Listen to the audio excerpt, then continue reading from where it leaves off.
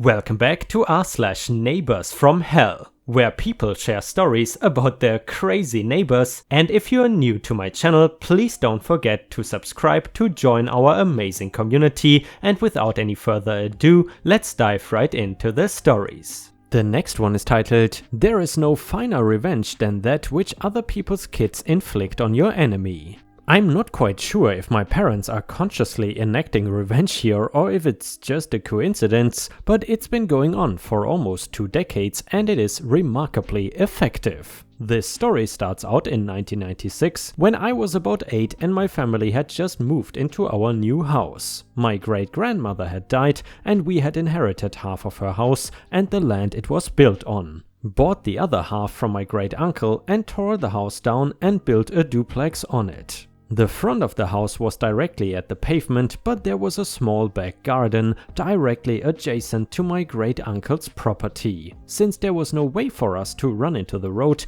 this was perfect for me and my 5-year-old sister to play in the summer.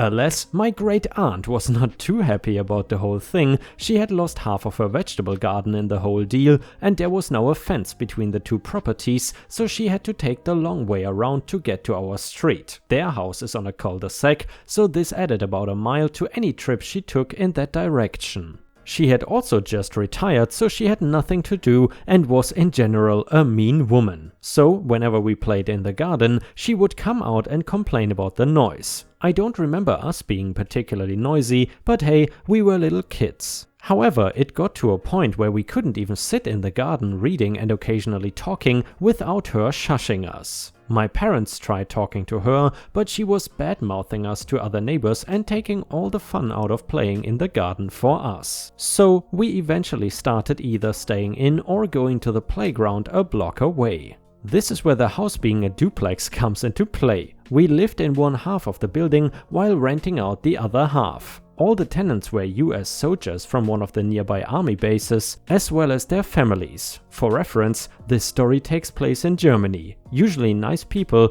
who make very good neighbors and tenants. The downside is that they only stay in the country for 2 or 3 years, so they frequently change. Over the last 19 years, 7 different families lived in the other half of the house, all but the first of them had little kids. Of course, they are also renting half the garden, so they would often have their kids play there. Sometimes they even have friends over. Great-aunt still keeps complaining about it, but unfortunately there is nothing to be done. It's not like they are breaking any laws, and since she doesn't speak any English, she cannot complain to them directly. According to my mom, great-aunt has basically stopped speaking to her, but can occasionally be heard complaining to herself or my great-uncle that the neighborhood is not a kindergarten. This might just be a coincidence. The size of the house makes it perfect for families with kids. However, I choose to believe that the whole thing is a diabolical revenge plot designed by my parents to constantly have a few noisy kids on hand and replace them as soon as they get too old to play in the garden and annoy my great-aunt. Maybe I should bake her a cake for their 20th anniversary next year and then eat it with my parents in the garden while listening to her complaining. And yeah guys, there we have it. That is probably the German version of a Karen. In Germany, I have seen many times that people rent houses that are very close to schools, and in some parts of Germany these houses are a little bit cheaper than other houses because usually there is a constant amount of noise coming from the school, and especially older people don't really like that there. However, time and time again I have seen that the people who rent these houses then complain about the schools and even report them to the city sometimes for being too loud. Obviously, these complaints pretty much go nowhere because you should have already known what you're getting into when you move into a house right next to a school. And the next one is titled, "I used the HOA to my advantage and screwed over an insane neighbor." So this started about a year and a half ago. I moved into a new house in a secluded upper middle class mountain neighborhood 25 minutes out from a major city. The house was a bit of a fixer-upper, so I had all sorts of things replaced, redone and built, including replacing the old water drainage pipe that relocated runoff water from my yard to the street drain in front of my house. Every house has these drains and it is super necessary to keep the properties from flooding. I joined the HOA for crap and giggles. It was mostly a bunch of older guys that got together to barbecue and talk about movies, but it was a good way to kind of learn all the neighborhood gossip. Now, about 2 months into my new home, my neighbor, who owns about every liquor shop in a 7-mile radius, decides that he too needs to do some renovations. Alright, no problem. I wake up one morning and I notice my entire yard is slightly flooded. There is about half an inch of water over my grass. Freaking out, I call the plumber, who simply walks to my front yard and points to the pipe. Well, here's your problem. The huge pipe was basically buried by hundreds of decorative rocks that the new neighbor pushed onto my property. I know for sure that these are his because his entire garden is full of them. No big deal, it was probably an accident and I dealt with it fast and enough that the grass in my backyard was fine. I took a shovel and pushed all the rocks back onto his property. I wake up one morning a week or so later and my grass was flooded again. Same thing. Okay, now I'm getting annoyed, but I don't bring it up. I simply push the rocks back onto his property again and hire some builders to extend my concrete fence to the front of my property. I start inquiring about this guy with my newfound senior HOA buddies, and apparently the only reason we have cops camping out on our low population density mountain roads is because this asshat likes driving around in his Mercedes at 70 miles per hour in a residential zone. This guy also chopped down his backdoor neighbor's tree without his permission. The suit for that was still going on. I'm not entirely sure how it resolved. 2 weeks later, 2 inches of water, it's nearly made it into my living room. Absolutely livid, I storm out the front door and discover a giant decorative boulder smashed against the drainage pipe along with what looked like 2 Home Depot-sized bags of decorative rocks. Anyways, at this point I had made my way up to the vice president of the HOA, and by this time I also learned that there are tons of HOA regulations that we've had in place for years that no one really enforces or cares about. After a week of calculating fines, we concluded there were $25 $200 and $13 $300 offenses on his property. The ones I remember from the top of my head are 1. Keeping cars on the street times 2. Keeping a caravan on the street 1 time, and non-approved house colors times 2. In addition, there was non-approved exterior renovations times 6, poor maintenance of property times 4. We gave him his 30-day fix-it notice and got a few nasty emails in return. Anyways, I'm posting this today because he took us to court and we ended up settling. He brought the fine down from what should have been $9,000 to $4,000 and was also ordered to undo all house exterior modifications, which is what I am really excited about. The next one is titled, Too Lazy to Shovel a Space Out for Yourself? I live on the east coast of the United States where we just had a blizzard dump approximately 2 feet of snow. Since I live in a townhouse, there are public parking spaces across the street from the side that my townhouse is on. My townhouse and the others on the same side as mine have driveways, so during the storm our cars were in the driveway. Our poor neighbors on the other side were forced to dig out their vehicles from over 2 feet of snow. Snowdrifts, man, terrible. And spent hours shoveling so they would have a space to park. Since there wasn't a car in every space, not every space on the other side of the street got shoveled out. And in those empty spaces there was probably over 4 feet of snow from the plows. The neighbor directly across the street from me left before the storm to go to work, where she got stuck for the duration of the storm plus a few days. When she got home, there was not an open space for her to park. I'm assuming she thought that her neighbors would have dug her out a space from the 4 feet of snow piled outside of her house, but alas, she has a long history of being one of the worst people I have encountered and no one did her any favors. Because of this, she decides to just park in the street up against already parked cars and in front of our driveway.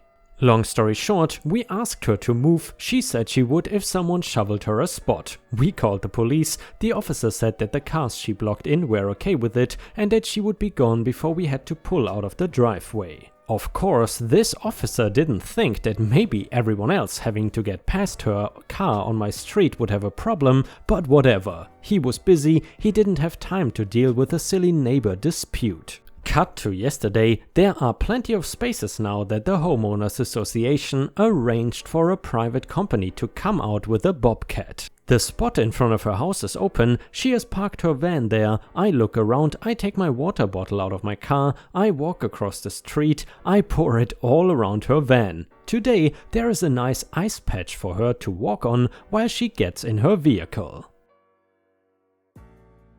The next one is titled, "My neighbor keeps throwing his cigarette butts at my door." At first I was finding cigarette butts strewn around the front of our 12-unit apartment building, but only from one person. He is a heavy smoker, and the family that lived above me when I first moved in warned me that he was bad about this. Nobody else in our unit smokes, and I've never seen anyone from the adjacent unit smoking outside either. It is not allowed inside the apartments. I started picking up his cigarette butts and placing them near his door as a nice way of reminding him to throw out his own trash rather than littering up the building I also pay exorbitant rent to live within. One day I found the smoking gun as I was taking my dog out for a morning walk, a still burning cigarette next to his car.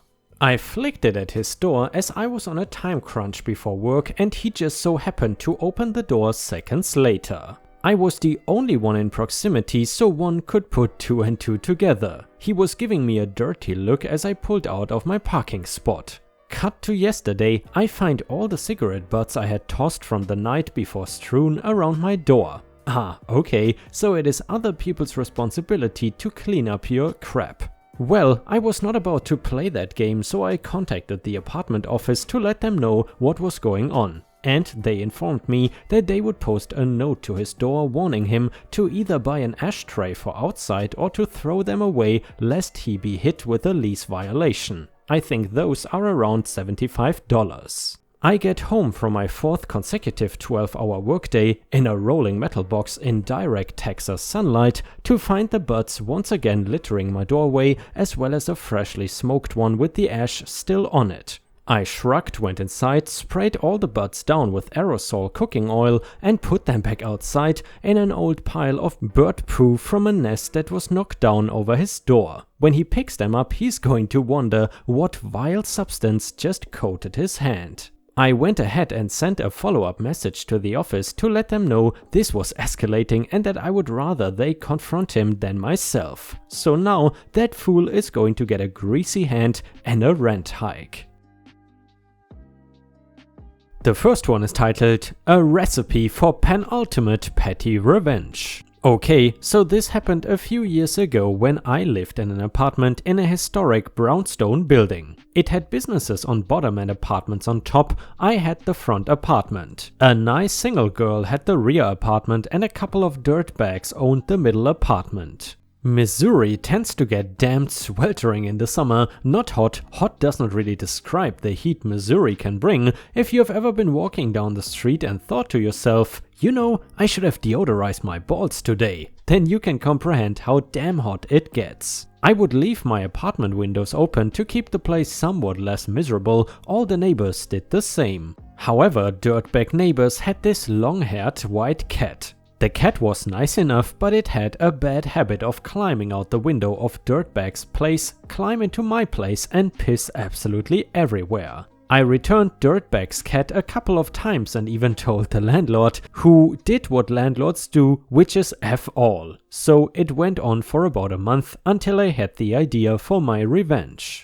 The cat would come into my place all the time and usually climb onto my counter if I left anything out. Especially when I was prepping food, it would start to eat whatever I had on the counter and not just skittishly eat either. The little cat would jump down and proceed to eat like a starving fluffy white T-Rex until I grabbed him and took him out the door. Hell, he would still be chomping down my food when I would deliver him to dirtbag owners. Well, dirtbag cat hopped up and started scarfing down a peanut butter and jelly sandwich I had been making. The little furry waited until my back was turned, and then the most glorious idea struck me. I made a second peanut butter and jelly sandwich and set it in front of him to give me time. Then, with the peanut butter already out, I started to apply peanut butter to the cat. I ended up getting about half the cat covered. He finally realized he was getting peanut butter all over him when I started to apply it to the top of his head. Realizing this, he jumped right out the window again. About 2 hours later, I hear my neighbor come home, hear her open the door, and then I heard the most beautiful sound that woman could make. She absolutely lost her mind. I don't mean she was upset, I mean she was wailing, cursing and throwing an absolute conniption. I have heard the term speaking in tongues before. However, that was the first time I've ever heard the real thing. The only words I could make out were, "Screw this peanut butter." Lots and lots of effing peanut butter. She carried on for a good solid 2 hours. I guess the cat had escaped because about 12 minutes into her fit, I see him outside my closed window with a feline expression that clearly said, "Dude, let me in. She's crazy." Needless to say, I left my peanut butter out just in case a whole cat came back. I was able to apply his lovely peanut butter coating another 2 times before dirtbags stopped leaving their windows open. Dirtbag even had the audacity to accuse me of painting their cat in peanut butter, to which I laughed and said, "Who the hell would paint a cat with peanut butter?" I didn't think of it, but next time I caught the cat in my apartment, I'm going to give it a try. I got a F off in response, but no more cat pee in my apartment. And guys, just so I understood this correctly, so basically peanut butter makes cats pee more often? Or maybe I just misunderstood the story. Google says that it is generally safe to give peanut butter to a cat, but obviously not in huge quantities. Although that has to be the first petty revenge that was ever at least partially committed on a cat. Let me know in the comments what you think about this story. Do you think it is cruel what OP did? Feel free to share your opinion in the comments. And the next one is titled Last Neighbor Story. I had a neighbor who was an entrepreneur, wink wink. He was an alright guy and I didn't care what he did as long as it didn't affect me. Well, one day when I was home in the middle of the day, I was 20 at the time and living alone, I get a knock on the door. Being that I wasn't expecting anyone, I peeped out of my window upstairs. It was a loft/townhome and looked down at the door below to see a large man wearing latex gloves and talking on the phone. Assuming it was a maintenance man who had the whole unit, I didn't get too scared at first, but I did grab my gun. I heard him start tampering with my window, and that is when I called 911. Watching through the window, I saw him leave and then come back with a toolbox. He marked my gate with some powder that looked like chalk and then went back to the window. Once I heard drilling noises, that's when I began shaking and crying, hyperventilating, thinking he was about to come in and kill me. I told dispatch I was going to shoot if he came in, and they said that was okay. He goes back to the door, kicks it about 7 times and leaves. Turns out he took a screwdriver to my window and then a glass cutter, cut out the corner and marked the gate so he could come back at night and rob whoever was inside. Being that I had nothing but myself to offer, we figured he was after my neighbor who had drugs and plenty of cash but got the wrong apartment. To this day, I shudder thinking about what would have happened had I answered the door or if he got in while I was inside. My neighbor moved and so did I. And guys, unfortunately we have already reached the end of the video. However, this is not the end of ripe content for you. I would highly suggest to check out my endless binge watch playlist, which will hopefully soon show up on the left corner of the screen, which will provide you with hundreds if not thousands of hours of ripe content. If you still haven't gotten enough, then please also check out my Patreon at patreon.com/ripeyoutube for more than 50 exclusive Reddit videos that you will only find on there. Furthermore, if you want to share your own story with our community, then please head on over to r/ripestories on Reddit, where you can share your own stories and there is a good chance that I might read it in a video. Thank you so much for your daily support and I hope to see you again tomorrow.